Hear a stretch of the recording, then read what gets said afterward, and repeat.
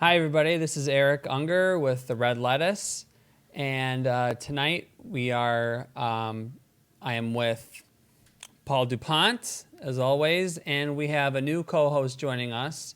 His name is Robert Grillo. He is the founder of the Free From Harm website and the Slaughter Free Chicago group here in Chicago. So, Robert, why don't you tell us a little more about yourself? Sure. Well, first of all, thank you for having me on your show. I hope to be a regular fixture here. We'll see how that goes. Oh, you totally will be. Don't even worry about it. Great. So, so I started Free From Harm in 2009.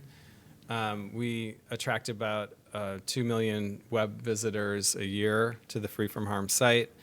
We have a couple million more like through social media, so we have a strong social media presence.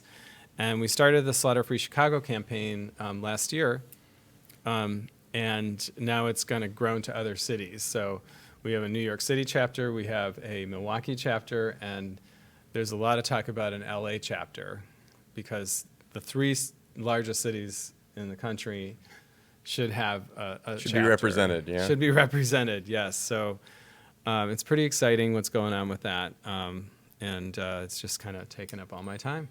But yeah. I'm a news junkie. I'm always like keeping up with the progressive news pundits and all the people, doing alternative media and independent media and just trying to soak all that in.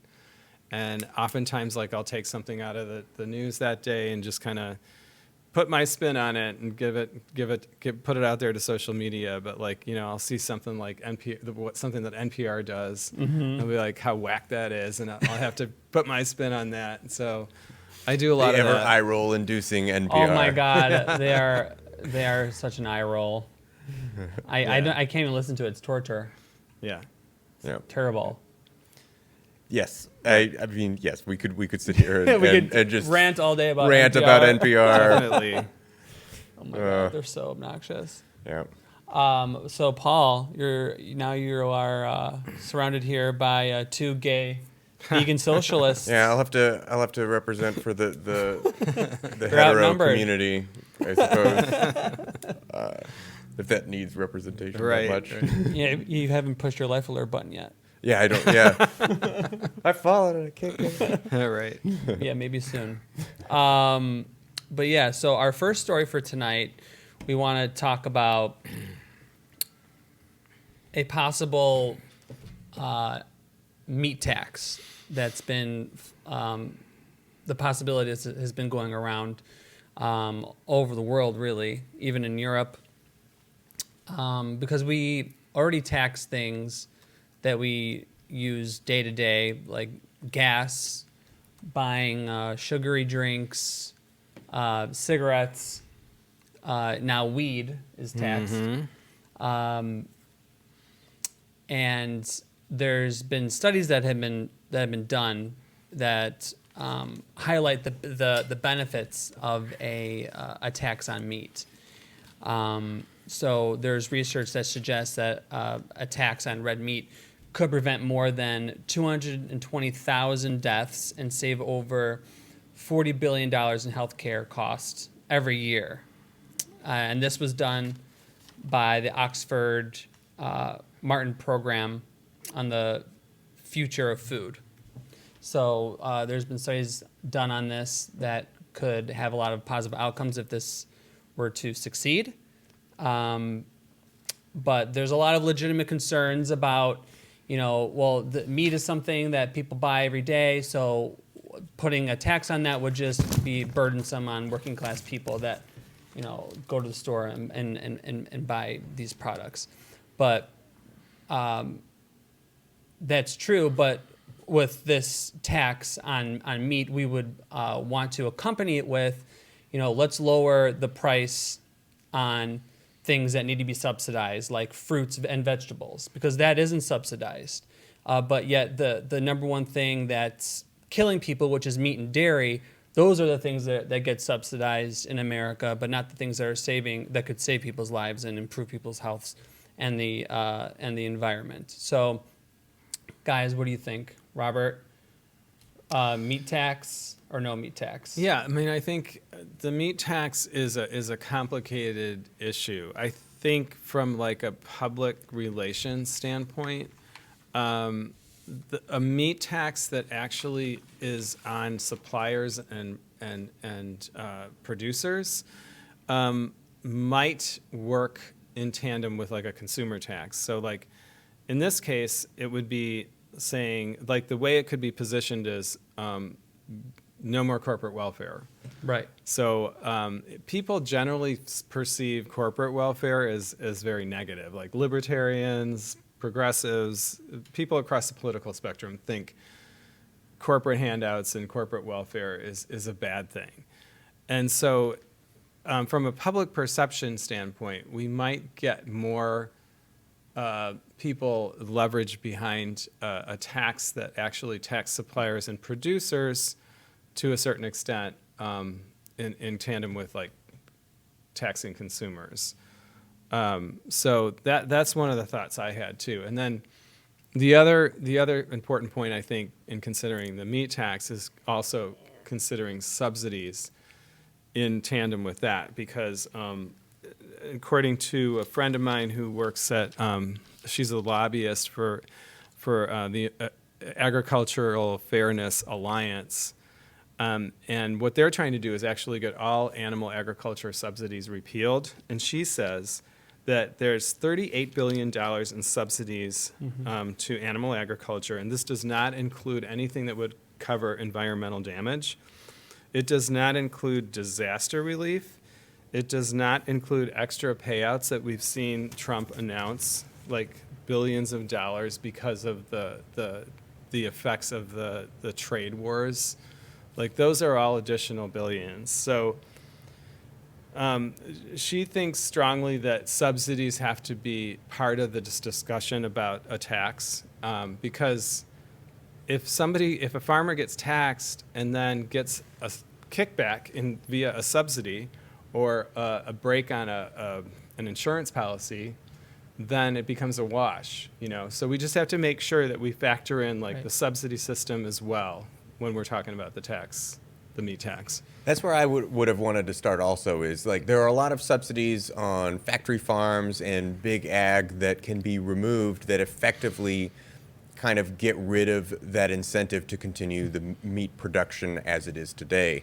And if that's the overall goal, right? Reduce meat production, influence Americans' diets, help people be healthier, we can do that with financial incentives.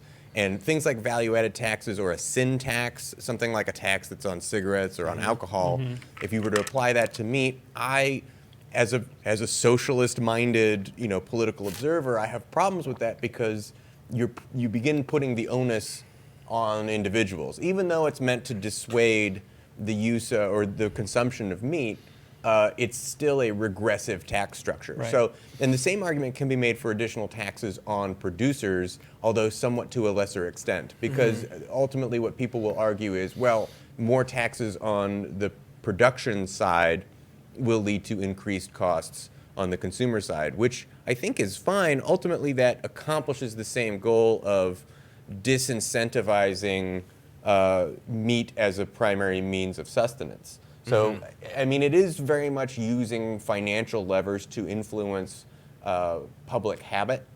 But I think attacking it from the subsidy angle first, and then from a production side tax angle, and then as a last resort, some sort of sin tax or value-added tax on the actual product. I would never hope that the beginning would be, hey, let's start by taxing the common person. But ultimately, this is attempting to influence societal norms via economic incentives, which is a pretty tried and true method, all things considered. So I'm in general in favor of it. I don't know if we've seen a lot of push policy-wise for something like this in the United States. Eric, you mentioned earlier that there's a lot of conversation around this, particularly in Europe. This is the type of policy that has generated a lot of conversation, and there's a lot of thought behind it. But it really I haven't noticed much traction on it. And so what do we think it takes to put this in legislators' platform proposals? What does it take to influence policymakers to say, hey, this is something that we could reasonably do and it is popular? Well, I think the number one thing is you got to get people for a policy in order for it to get anywhere. So when people know that, if you just say we're going to tax meat, people are not going to be for it. Like, because one, they don't know where the money is going, where it's going to be doing, and they just look at it as like another, increase on things that they buy all the time. But Right. if you link it to, oh well, if we tax this, it's going to go towards Healthcare healthcare expenses, or reduce healthcare expenses, maybe. because America, is the richest country in the world. That spends the most on healthcare, gets the shittiest results, and our Right. the number one killers are heart disease and cancers, which are caused by meat and dairy, and that's why our healthcare, that's why it's so expensive. That's one of the reasons why, if we link it to something like some that, benefit, some societal benefit, like that, or we'll put the funds toward getting animal ag farms or the ag industry into more of a plant-based industry. Like we'll start training farmers to be veganic farmers, right? Or something. Which is part of Laura's the Agricultural Fairness Alliance is an initiative to try to get farmers to transition and to reward them for transitioning from animal farming to plant crops. The other thing I wanted to Paul's point, I think we have to recognize just how powerful the meat industry is and animal agriculture is, and how much they spend on promoting the consumption of animal products. If they have billions of dollars to spend on pushing animal products down our throats, literally, Right. like on TV, on the internet, wherever we socially interact, then if they're gonna, the other thing could be ad rules that are much stricter. Because if we look at the tobacco industry, and how this is very similar to how the tobacco industry evolved in this country. When the market declined here because the regulators started cracking down on tobacco industry, they sought export markets. And so we have to look at what happened with tobacco and say they're going to try the same thing. But we could try some of those same strategies that caused them to decline here, which would be like stricter rules on advertising, cutting their subsidies, stuff like that. So, yeah, the advertising is so huge and it's so subliminal. We don't even recognize, what's going on half the time. Yeah, and I think it's important for people to realize that the crops that are being produced go toward most of them go to animals that we then kill needlessly. I was for just going pleasure. to make that point. Right. Yeah. And if we stopped that, like a meat tax could help stop those crops going toward animals to being raised to be killed for pleasure, for sensory pleasure, instead of, and then have that be made available for us to eat. Right. For A lot of people. those subsidies are for corn specifically, which Yeah. I think it Corn needs to be and pointed soy. out that this kind of over-reliance on corn, both in the American diet and, of course, in the diet of the animals that we are Which feeding they're with not the even corn. supposed to be eating. Right. It's not exactly the best food for most animals. That all comes with subsidies, right? It's back to what we were talking about earlier in terms of the financial incentives that you can put there. If we remove some of these incentives for farmers to grow corn specifically for feed, then we effectively increase the costs as well for the meat producing farmers without having to do value-added taxes or sin taxes on the Right. consumer. Yeah. Exactly. And then, the farmers will make the case that their costs are so much higher, and then consumers will say, well, if their costs are higher, then I guess that means we're going to have to pay higher costs too, because that's just how the system is working. Yeah.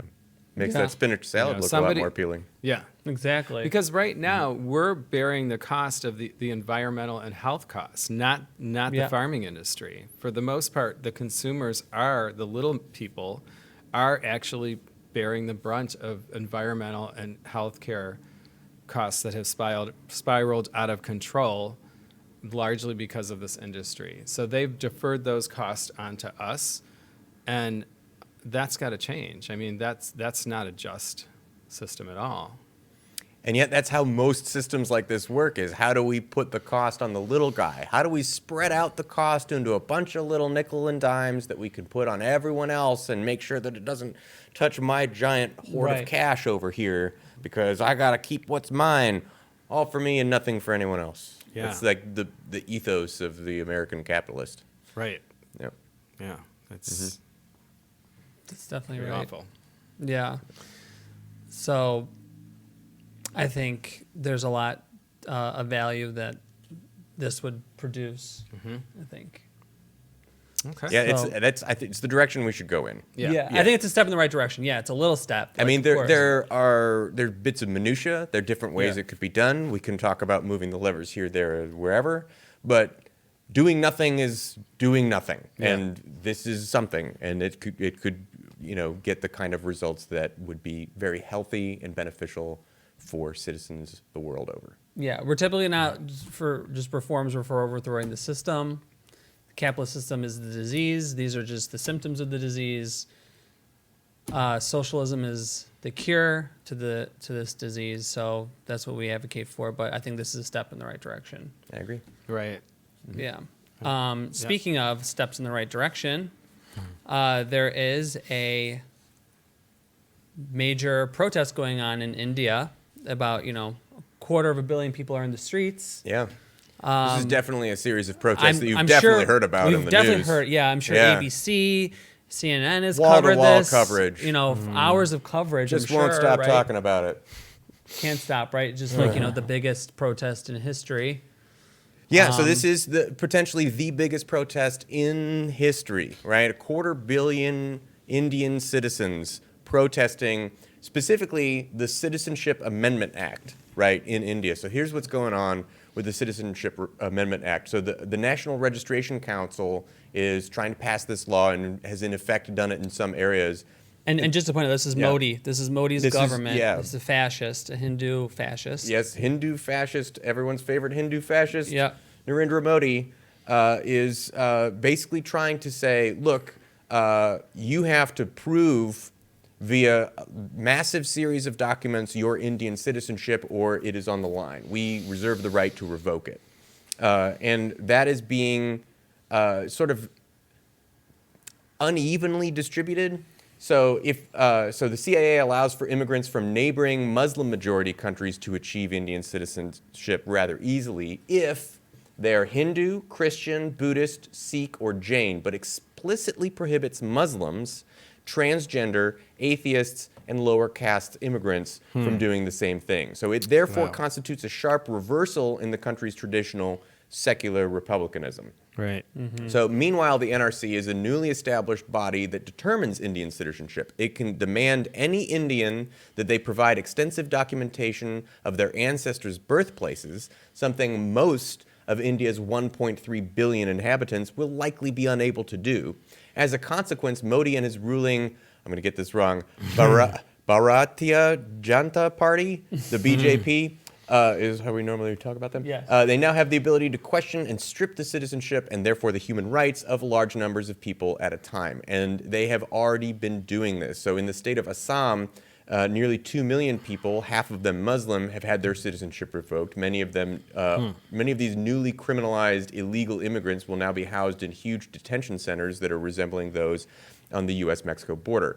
Let's point out that these prisons are also being built by the people that are going to be put in them. I know, isn't that crazy? That's it's sick. just like, hey, we're going to have to put Wow. you in prison. By the way, we don't have a prison, so here's some tools. Build your prison. In fact, you know what? Build it from the inside. Do that. Disgusting. It's Wow. insane.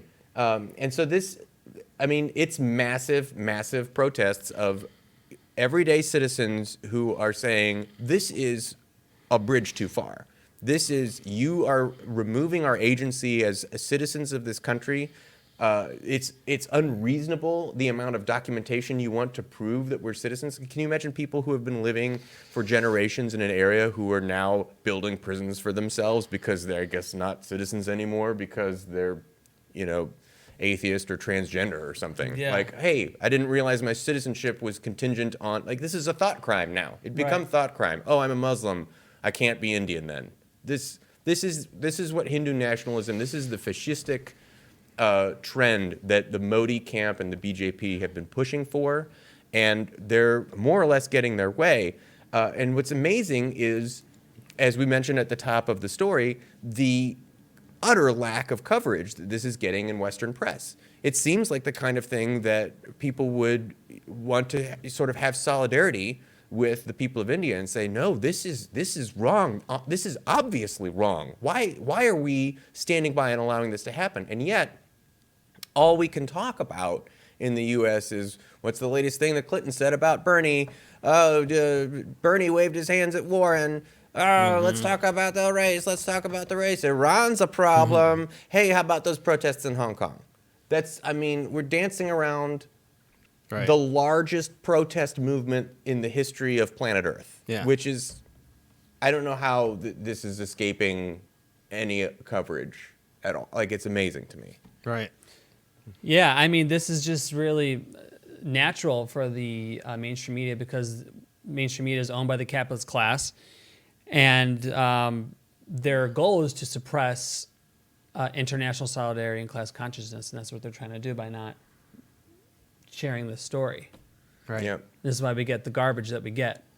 So the CITU is a major part of the movement and the strike, right? So a lot of this protest is coming along with a government strike. Yeah. And they have a 12-point charter of demands, which are all very reasonable. So urgent measures to contain price rises through universalized public distribution system and banning of speculative trading on the commodities market, a job generation scheme to combat India's unemployment problems, stricter enforcement for all basic labor laws, universal social security, a minimum wage of roughly $210 per month, guaranteed pension for the entire working age population, equal pay for equal work, a stoppage of pro-employer anti-labor laws, an end to foreign direct investment in key industries like rail, defense, and finance. Those are all extremely sensible, and none of them directly attack the CIA's legislation, but that is, I think, the primary thing that is getting people out in the street. But this is how movement politics works, right? You end up with showing people that they are being marginalized with a very specific set of policies that are extremely understandable, and people experience that, and then they go, hey, you know what? In numbers, maybe we can get Social Security as a people. Maybe we can demand that of our government. If this is supposed to be a government that represents us, the people, maybe we can get some of the things that we want our government to do. And it's very laudable. Right. Mm-hmm. Well, the other thing I keep thinking about when I hear about this story is, I think about Gandhi, and if he was alive today, how would he have, what would he have done, or how would he have organized or mobilized people? Because it's kind of ironic. I mean, he led the movement to independence for India against an oppressive regime.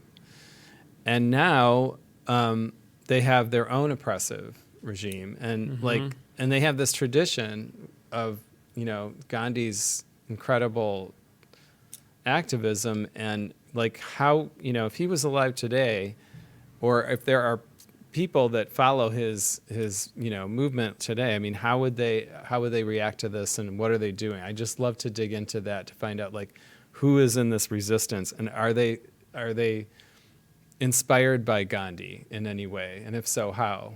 I would love to know more about that.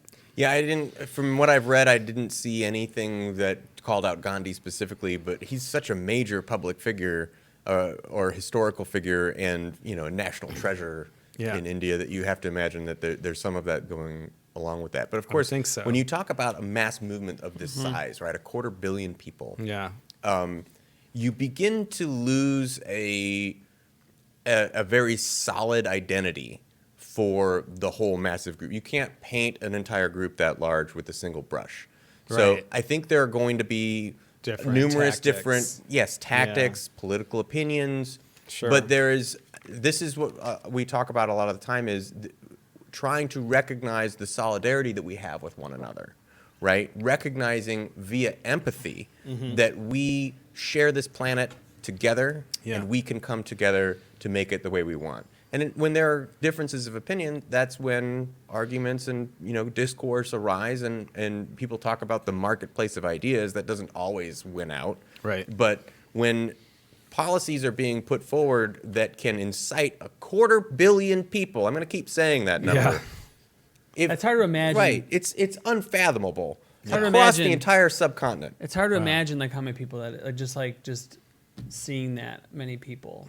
Yeah. Right. It is. It's hard to imagine. Well, Yeah. I don't think they're all in one place either. Well, I know. Just like thinking about that many people like out like in the streets. Right. Right. The pictures are incredible, though. So this Is article it is in Mid-Press largely News. nonviolent, or do we know like what kind of tactics are? I think they're shutting down like railroads. They're shutting down like means of production. Okay, so they're It's doing striking direct movements action mostly. It's direct and stuff. action, Yeah.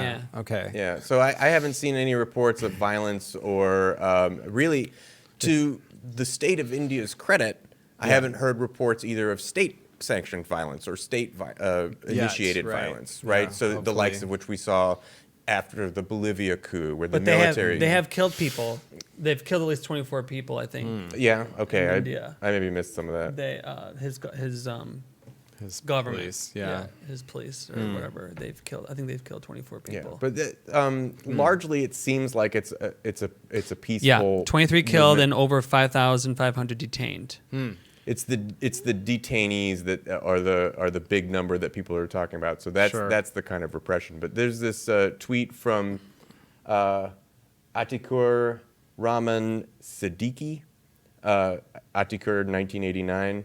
He That's says just in million one place. people at this time, Shaheen Bagh, and some photos of just like massive people in the street. It's kind of incredible. Yeah. Wow. What a Yep. incredible time to be there. Yeah.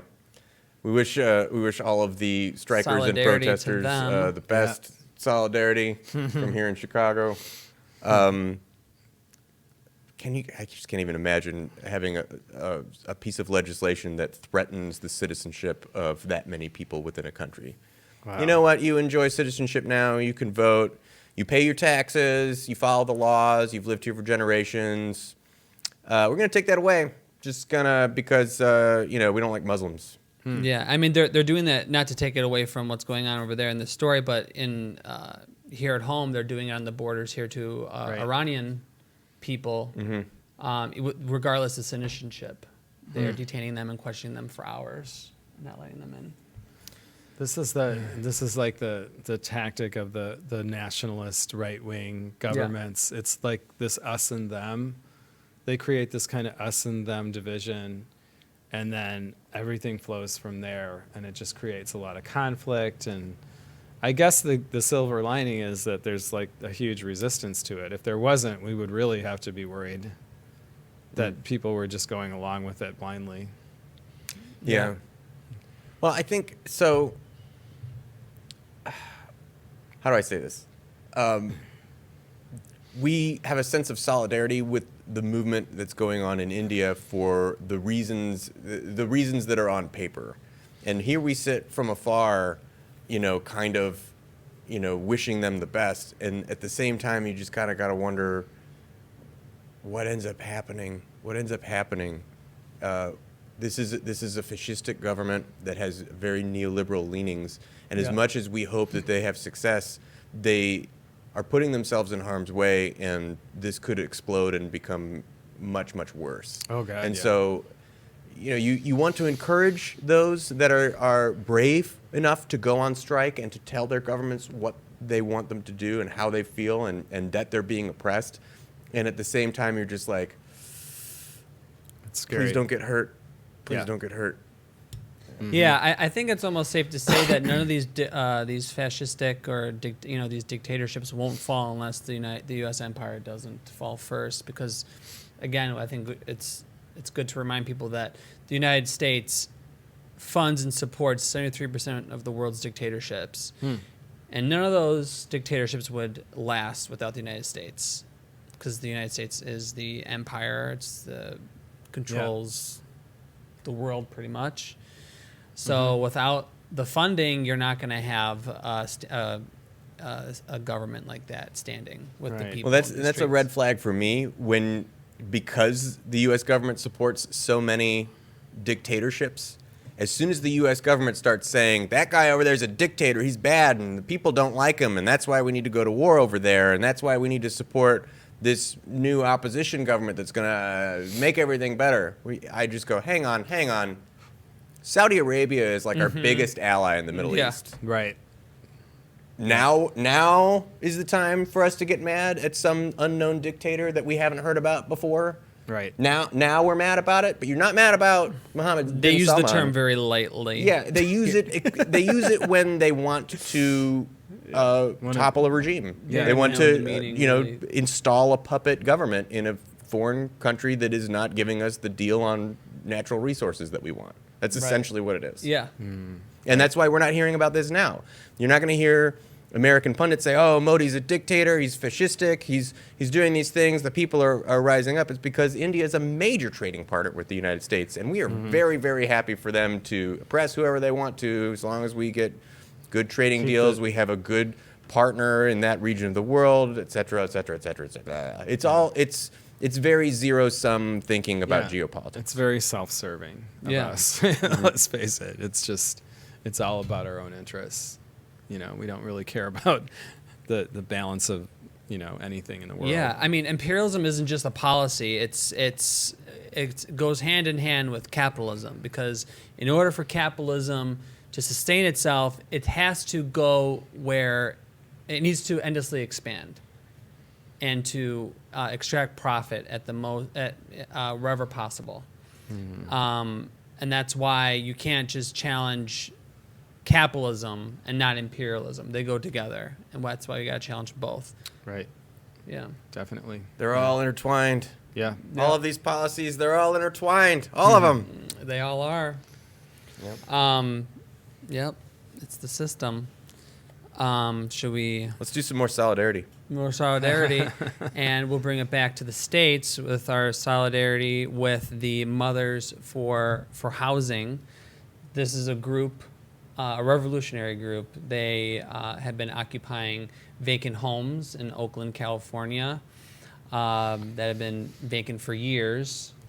And these housing speculators come in, buy them up, and rehab them, and then sell them for a profit. So that's what they do, and they kick the people out that have lived there. So the Mothers for Housing have been fighting against this because there's such a big homelessness crisis, and not just in California, but all over the United States. But the homeless mothers who took over the vacant homes in Oakland, California, occupied it for almost 2 months, and have been fighting the speculators. The one in particular is called the Wedgwood. Is called Wedgwood, and they have a victory because the Mothers for Housing had a major victory because the Wedgwood agreed to sell the homes to the land trust, so now they can buy the house for like a much more reasonable price. So it's important to point out that there's in Oakland, California, I think there's over 4,000 homeless people, but there's over 15,000 vacant homes in Oakland. So that's just crazy to think about. Wow. How many homes are sitting there empty that could be used to house people. Right. That's insane. It's insane. So that's a big victory for them, and we want to show our solidarity to that group. Sure. And I think there was another interesting statistic in here. Oh yeah. So according to the last U.S. Census Bureau data,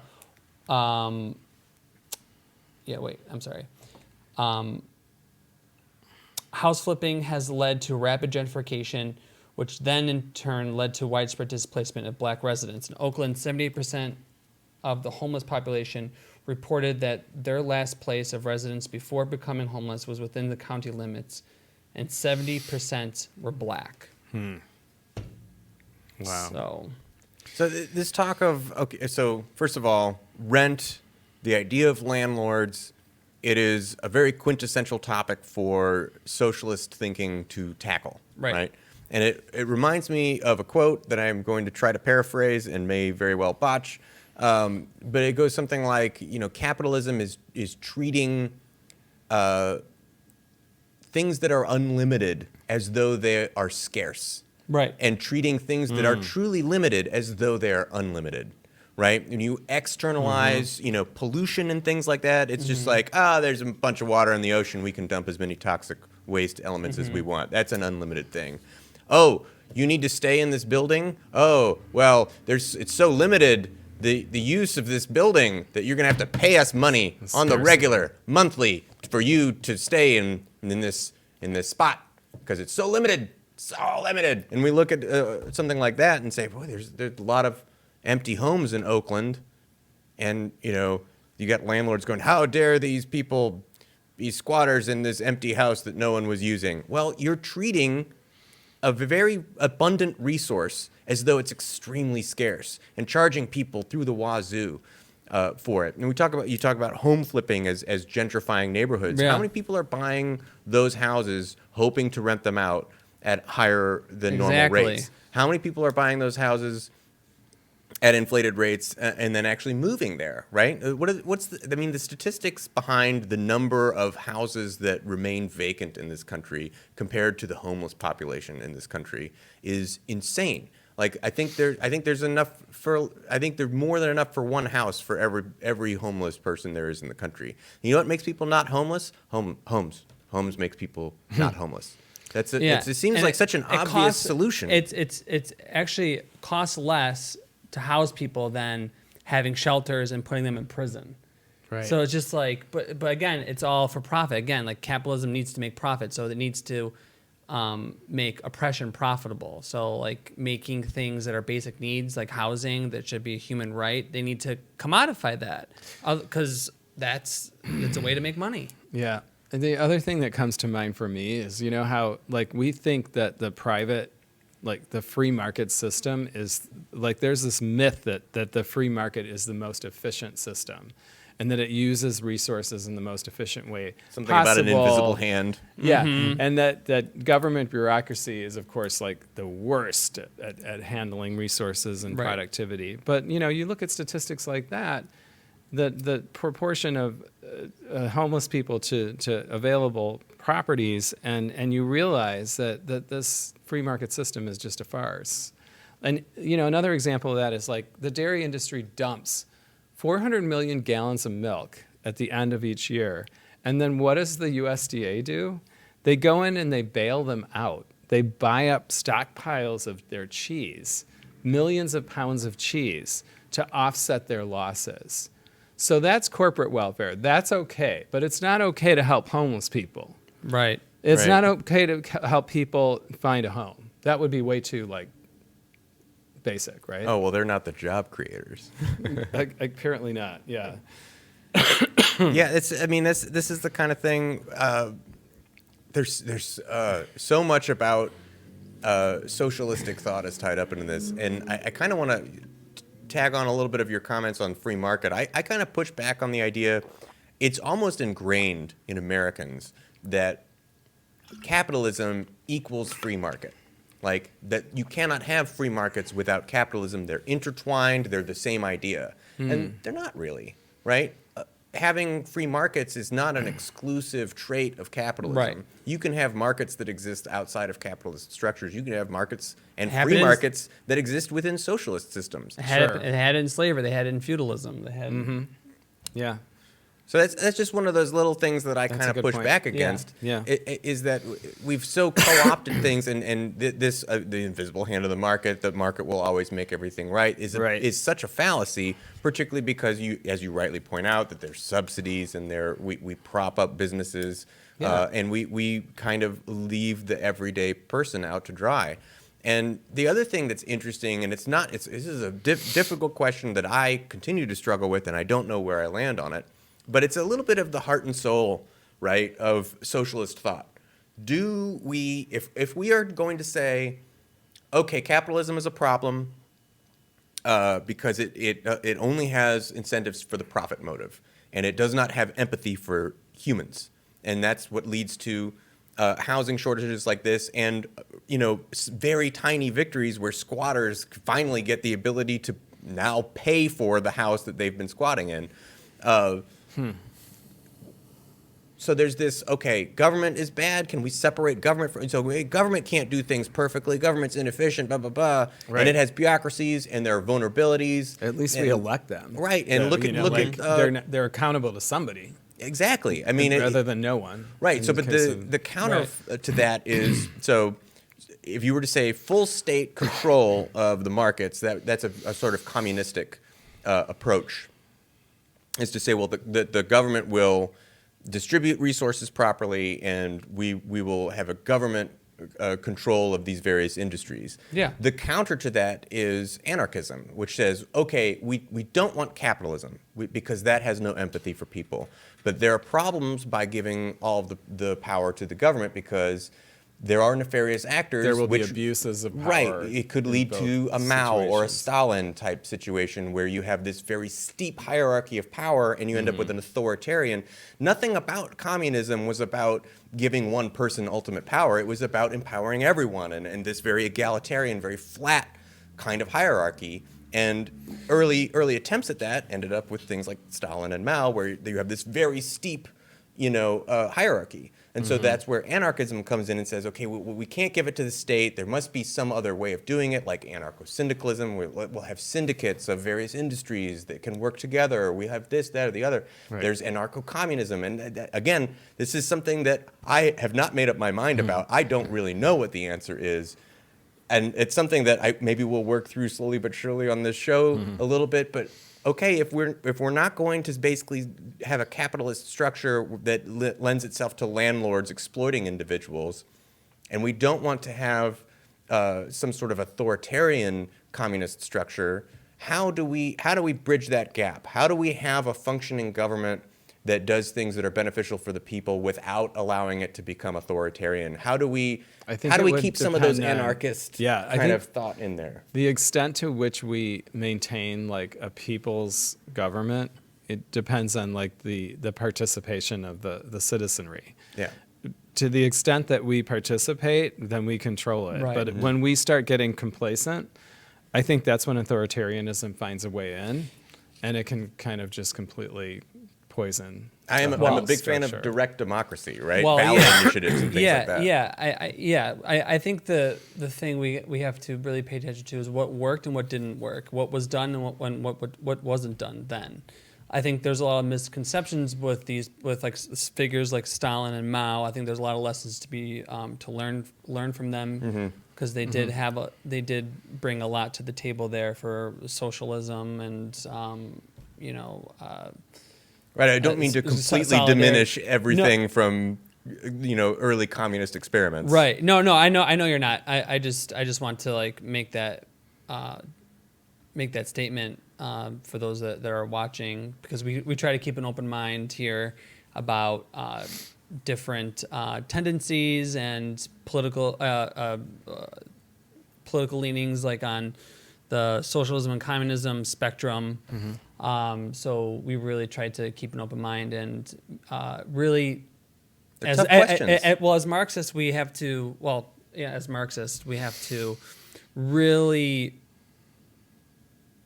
stay in touch with dialectical materialism and historical materialism to really understand like what was going on at the time and what's going on now, in order to solve the problems that we're having. But right. I think state planning really does work, especially with things like basic needs like housing and food, for example. Right. I think we've seen that throughout history work very effectively. And I think some things that didn't happen back then that would work right now worker-directed enterprises along with state planning and making the people that we elect to run the state from the working class are recallable at any time from the people. People really have to have the power. Yeah. So we need to, I think that's what we really need to focus on and add to what was done in the past to the present time. I just push back against because I get a lot of this from like I'll tell people like, oh, I have very socialist leanings, some variant of socialism. I'm a lefty, and people will be like, but Mao, but Stalin, and it's like, look, Venezuela. Venezuela. It's like, dude, like communist thinkers are certainly aware of the problem of authoritarianism, and it has not gone unnoticed. It is something that communist thinkers and writers have been talking about and thinking about for decades. So everyone calm down about Mao. Yeah. Let's move on to the story about this so-called ethical hunting, which we hear about. We watch people watch Joe Rogan. He has like these the most popular YouTuber, the bro science type guy. I mean, I think he's doing better. But still, this bro science shit has got to stop. We see a lot of ethical hunters, quote unquote, ethical hunting advocates on a lot of talk shows, radio shows. Yeah. I think it's important for us to debunk this. Oh yeah. Whole this whole thing because I mean, there's nothing ethical about killing a being that doesn't want to be killed.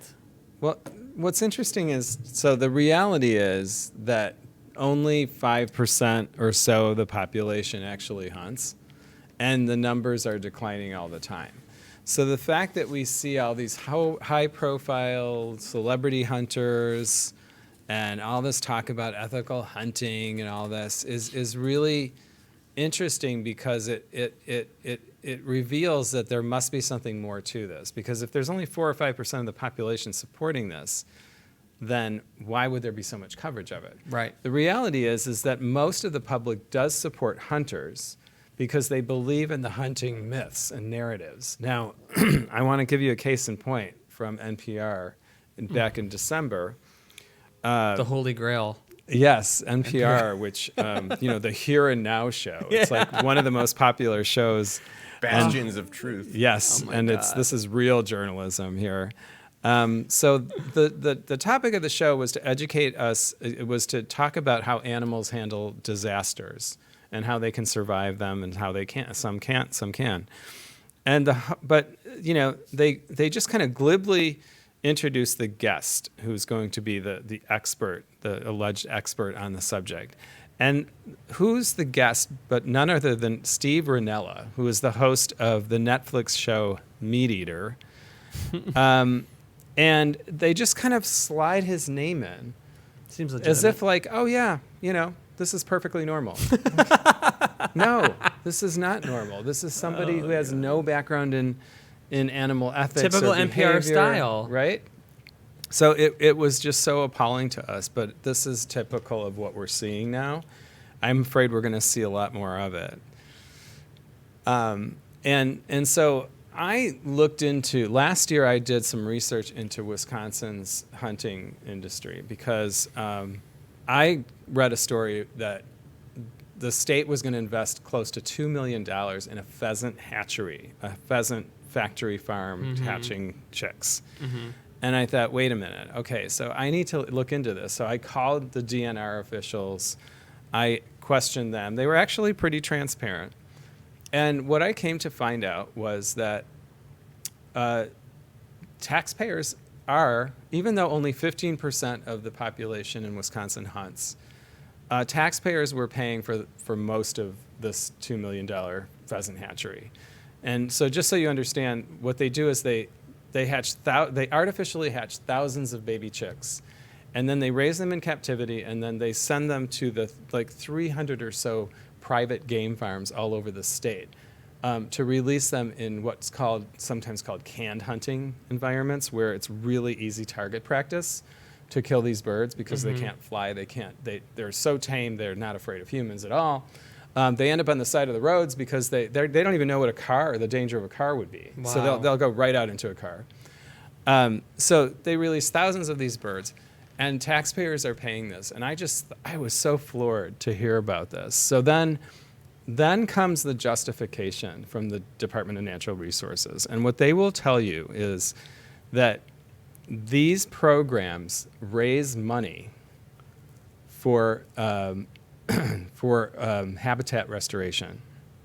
So what they're basically arguing is, think about that. They're basically So arguing that counterintuitive. it's necessary to exploit, harm, and kill domestic artificially bred animals in order to save other species.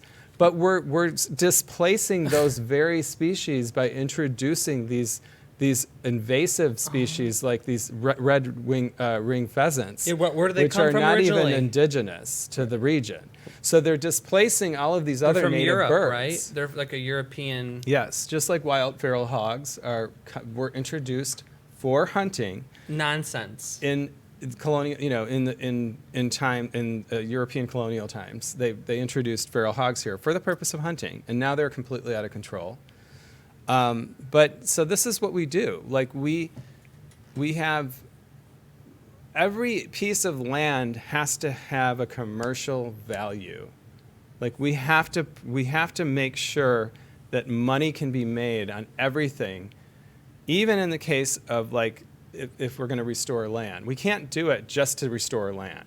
In a capitalist system, we have to do it with a commercial interest so that money can be made by harming others in Right. the process. That's what the whole system is like based on here. Profit off oppression. Yeah.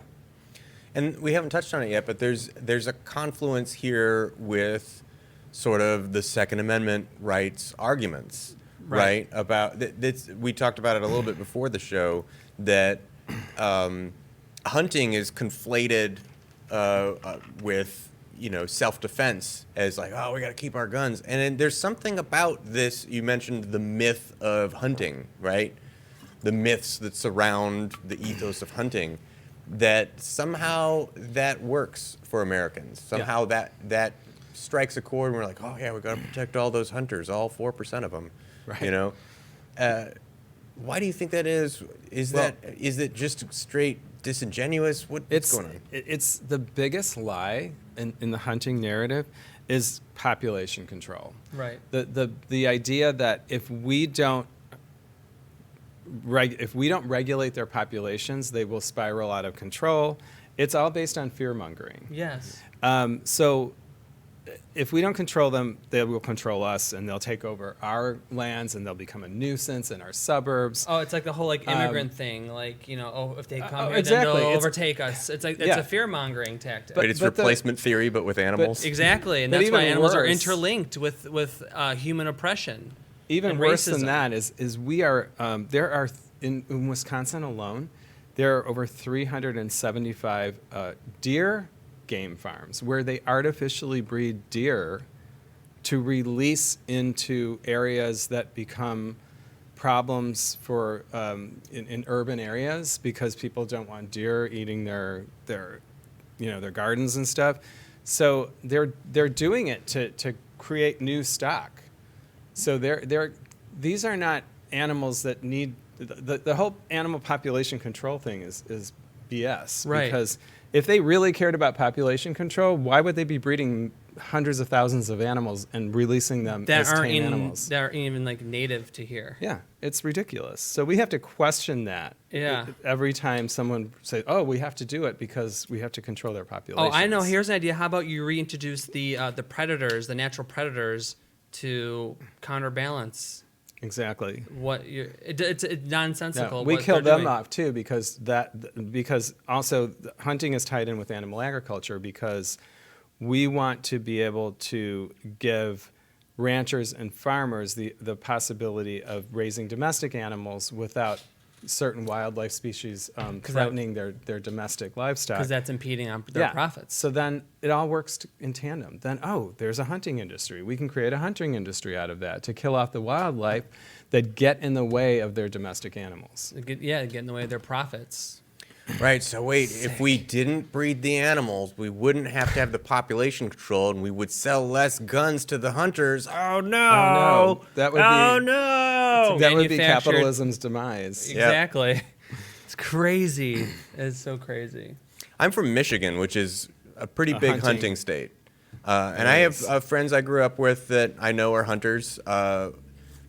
It's not a topic I bring up with people, because I just never want to get into it. And I know people who will defend it. Oh yeah, tooth and nail. Yeah, I know. And there's some socialists that do, which really blows my mind. It's like, these are defenseless beings, and you want to promote killing them senselessly for sport.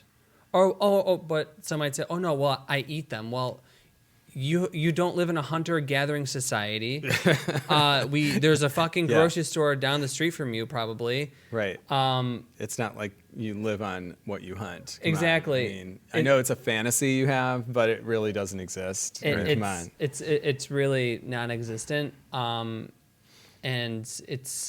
we don't live in a world where we need to be killing innocent beings, animals for pleasure, because that's all it is now, is pleasure. And this is linked to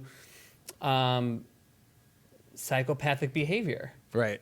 Yeah. Because what you do to animals, and you end up doing to humans. This is psychopaths start with animals first. Yeah. Then they move to the humans. They move to the killing people. We don't want to admit that all forms of violence are connected. Yeah. And that if we use a gun the reason why we would use a gun against a victim in the case of a human being would be very similar to the reason why we would use it against another species. We victimize based on, we're not thinking about species. We're thinking about the state of that being, that they're vulnerable, and that we can control them. Right. And we can take their life if we want to. We have that control over that being, whether it's a human or a non-human species. And we need to be honest with ourselves that it's that dominance and sense of control that is the problem. It's not okay. Like, we want to look at the victim and say, oh, well, if it's a human being, it matters. And if it's another species, then it doesn't. Right. No, the problem is actually on the other end. It's the perpetrator. Regardless of who the victim is, the perpetrator has a problem. Right. That we're not recognizing. It's a socially acceptable way to power trip. And we have the power to not make it so socially acceptable. You talked earlier about the arguments around, it's actually good for conservation because it brings in money for this. I've heard that argument not with respect to hunting domestically here in America, but for hunting in Africa, right? There are reserves set up for basically trophy hunters to do their thing, and the argument has been made that these are, such wealthy individuals, and it's a tourist market, and it's kind of the only real thing that these communities can use to raise money for preservation.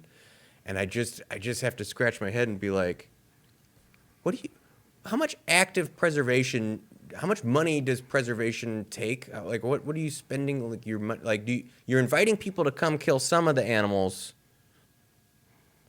Why?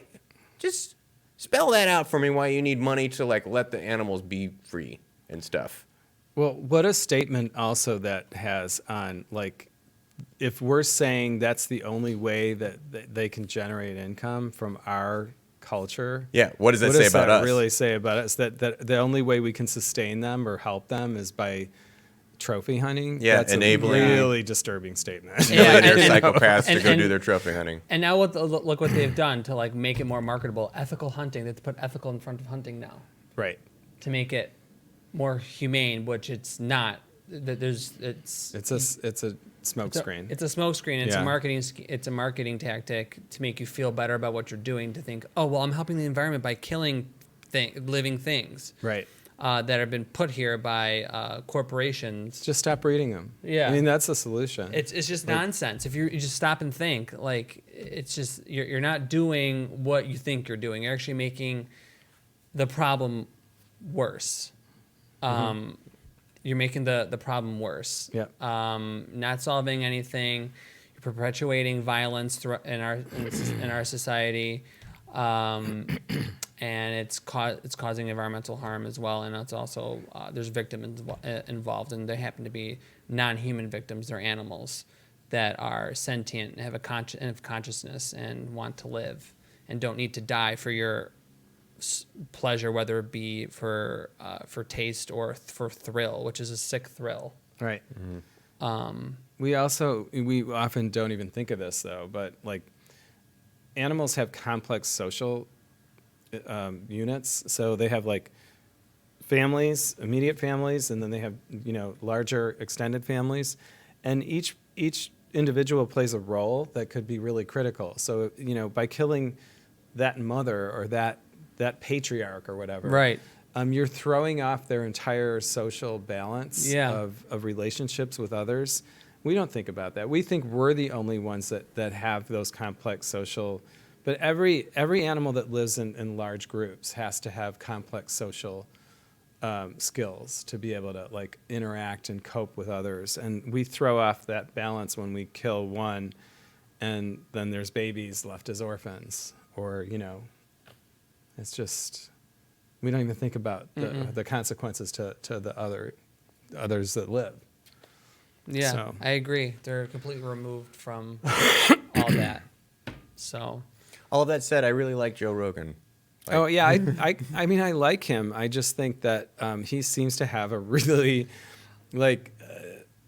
he seems to have this bizarre fascination of fetish with veganism and Yeah, like I'm not sure in the worst way. Like he tries to undermine it in Yeah. like every way, but I think he gets funded by these meat people. Well, yeah, maybe he Me- does. Like, I think there is something to that, but Isn't he really big on bow hunting specifically? Like something about not using guns and like it's like the that's old the school sport. Yeah, and yeah. make it a Prehistoric. sport, Yeah. and somehow that makes Yeah. it so it's better that you're killing this animal that Yeah. you don't need to kill. And with bow hunting, there's all kind like it's never a clean kill. It's Right. almost No. never a clean kill. It's really, really bad. The deaths can be long and grueling and excruciating. But the It's other like thing the height about of hubris, right? For a hunter to be like, I'm gonna kill him with a bow and arrow like they Yeah. did in the olden days. just like Paleolithic, the whole paleo thing. But the other thing about Joe Rogan, I would say to his credit, he did a long, how he does these really long episodes? They're great. Like, Oh, fucking yeah. like 3 hours Yeah. long. yeah, Well, he did let the Game Changers director yes, debate a guy that calls himself a nutritionist, but he's not really a nutritionist. he's the biggest grifter. That was, you know who I'm talking Yeah. about. So like that was good because That was amazing. He Joe does deserve probably credit. learned a lot because Wilkes, the director of the Game Changers, just kicked ass. He on that annihilated show. that grifter. I forget his name. His name's Chris. I think it's Chris. Chris something. Chris something. Whatever. He's like. it was he Chris totally- Cuomo. Might as well have been. Might as well. Yeah. That was a good show.